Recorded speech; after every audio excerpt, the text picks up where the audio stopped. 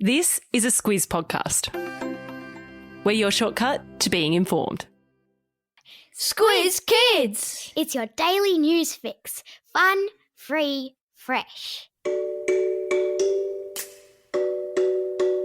Hello and welcome to Squiz Kids, your fresh take on what's happening in the world around you. I'm Bryce Corbett. It's Thursday, April 1. In Squiz Kids today, Olympic uniforms unveiled. Worm tornado in the United States. Ash Barty's big Friday hit out. And the return of the giant burrowing frog. That's what's making news, kids style. The lowdown. You know the Olympics are just around the corner when the official uniform for athletes is unveiled. And that's what happened yesterday as athletes who will be competing for Australia in the Tokyo Olympics in July showed off what they'll be wearing in the field of competition. It's a festival of green and gold, as per tradition, and as well as being made of high-tech material with a cooling print designed to help fight the humidity of a Japanese summer, the uniforms include a shirt with a design created by Indigenous artist and Olympic boxer Paul Fleming, who competed in the 2008 Games in Beijing. Fleming's design features 52 pairs of footsteps representing the number of Indigenous athletes who have competed at the Games for Australia. How cool is that? There's a link in today's episode notes to a photo of the uniforms. Who's ready for an extra long sleep-in this weekend? If you happen to be living in one of the parts of Australia that observes daylight savings during the summer months, then you get to snooze for an extra hour on Sunday morning as the clocks are turned back, signalling the end of daylight savings. Not that any of you will be wanting to stay in bed on Sunday morning, what with the Easter Bunny due to dump a pile of chocolate goodness upon us all. If you're in Victoria, New South Wales, ACT, South Australia or Tasmania, the clocks go back an hour at 3 o'clock on Sunday morning. Or you could just do it before you go to sleep Saturday night. If you're looking for me on Sunday morning, I'll be asleep on the sofa in a chocolate coma.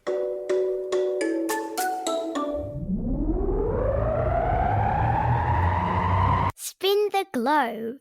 Each day we give the world globe a spin and find a news story from wherever it stops. And today we've landed in New Jersey, in the United States, where a worm tornado has appeared and left local scientists scratching their heads. A resident of a town called Hoboken was out walking yesterday morning when she took a photo of hundreds of earthworms on a footpath who had arranged themselves in a spiral shape. "Is it a worm-nado?" someone tweeted upon seeing the pic. And while some scientists puzzled over why worms would arrange themselves in such a distinctive shape, others pointed to the fact that the phenomenon had occurred on the night of what's called a worm moon. A worm moon is one of 4 supermoons that occur every year, which is when the moon is slightly closer to Earth and therefore appears bigger and brighter in the sky. Native American tribes in the United States call it the worm moon, because it signifies the start of the Northern Hemisphere spring, when earthworms once again become visible as the snow melts and the ground thaws. So there you go. Sport time. If you're an early riser and you love yourself a bit of tennis, then tomorrow morning would be a good time for you to set the alarm to watch Australia's world number 1, Ash Barty, play in the semi-final of the Miami Open in the United States. After a shaky start to the tournament, our Ash smashed her way past number 7 seed Aryna Sabalenka to win her quarter-final. And while the conditions in Miami are hot and humid, Ash says she's not troubled at all by the heat, yesterday telling reporters that she's from Brisbane and therefore used to the odd bout of sunshine. We'll all be cheering for you tomorrow, Ash. Get out there and play your heart out. Animal Kingdom. How good would it be if your job was to go out into the bush and collect tadpoles? Well, that's exactly what a bunch of zoologists from the Melbourne Zoo have been up to this past week, and they couldn't be more excited at what they've found. They've gone and collected a whole bunch of tadpoles which will eventually turn into the rare giant burrowing frog. As its name suggests, the giant burrowing frog burrows. And it's rare because we've had so much dry weather these last few years and so little rain that they've been hard to find. But with the big wet that's just swept its way down the east coast, puddles were formed, tadpoles appeared, and a team of clever scientists swooped with their nets. The tadpoles are now being looked after at Melbourne Zoo, where it's hoped they will turn into frogs, be nurtured at the zoo, and help to ensure the longevity of the species. Ribbit to that. It's Q&A time. Yippee-ki-yay, people! Today's the day to find out which Squiz Kid has the best joke in Australia as we release the special Q&A episode with Treehouse Jokebook author, the very excellent Andy Griffiths. If you're listening on a podcast app, the Q&A will play immediately after this episode of Squiz Kids, or it's otherwise available on our website, squizkids.com.au. Be sure to tune in as Squiz Kids' very own Amanda Bauer serves up your jokes to Andy, and he decides which one tickles his funny bone the most. Enjoy!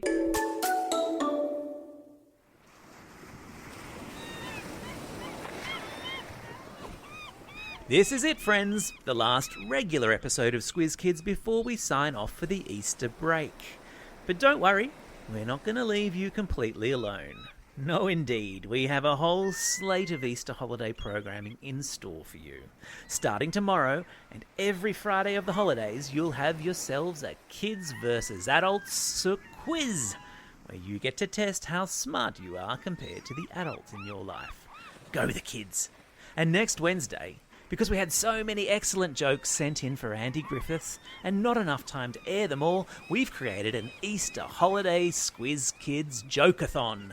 10 minutes of the best jokes in all of the land. Get ready to wet your pants. And then normal Squiz Kids programming will resume on Monday, April 19. Make sure you subscribe in your favourite podcast app so you don't miss out. Time for the quiz. This is the part of the podcast where you get to test how well you've been listening. Question number 1. What's the name given by the Native Americans to the full moon that is thought to have caused a worm tornado? That's right, it's a worm moon. Question number 2. In which city in America is Ash Barty playing a semi-final tomorrow?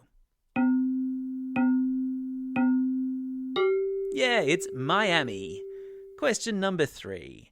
What's the name of the frog whose tadpoles were scooped up recently by researchers from Melbourne Zoo?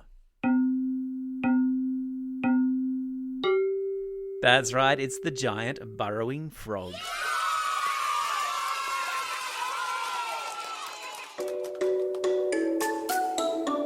Shout-outs. It's April 1. On this day, 25 years ago, aliens came to Earth from planet Mars and revealed they had a weakness for peanut butter flavoured fairy floss. April Fools! Yes, today is April Fool's Day, where you've got until midday to play a trick on someone. So, don't just sit there, get plotting. It's also the day before a long weekend, which means we have heaps of shout-outs to get through. And I think probably we need the birthday reggae tune to help us out. Hit it. Happy birthday to these Squiz Kids celebrating a birthday today. Terence from Fairfield Heights, Eloise from Listerfield, Emily from Jindalee, Cameron from Fadden, Eva from Sydney, Sarah from Oran Park, Michael from Ainsley, DJ from Lake Coogee, Elodie from Darlington, Holly from Sheoak Grove, Flowers from Pascoe Vale, Jack from Craigburn, and Hamish from Dubbo. And some birthday shout-outs as well to all of the Squiz Kids celebrating a birthday over the Easter long weekend. Happy birthday to Riley from Craigburn, Junad from Sydney, Talia from Harden, Rose from Brighton East, Stella from Sprayton, Key from Fairfield Heights, Toby from Shoal Bay, Zoe from Brisbane, Cobus from Ithaca Creek, April from Mortlake, Isha from Wentworthville, Dot from Pascoe Vale, and Summer from Albany Creek. And a special classroom shout out to Mrs. Mathers of 5-6M at Coniston Public School, who is going on maternity leave. Miss Walker in Stage 3 say she will be missed very much by all of the staff and students.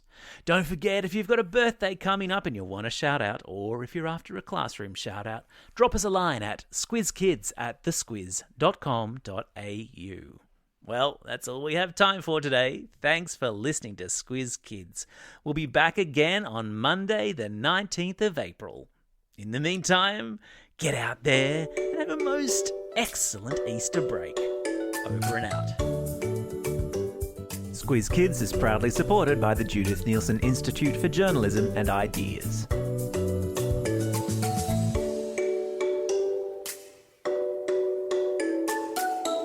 Squiz Kids! It's your daily news fix. Fun, free, fresh.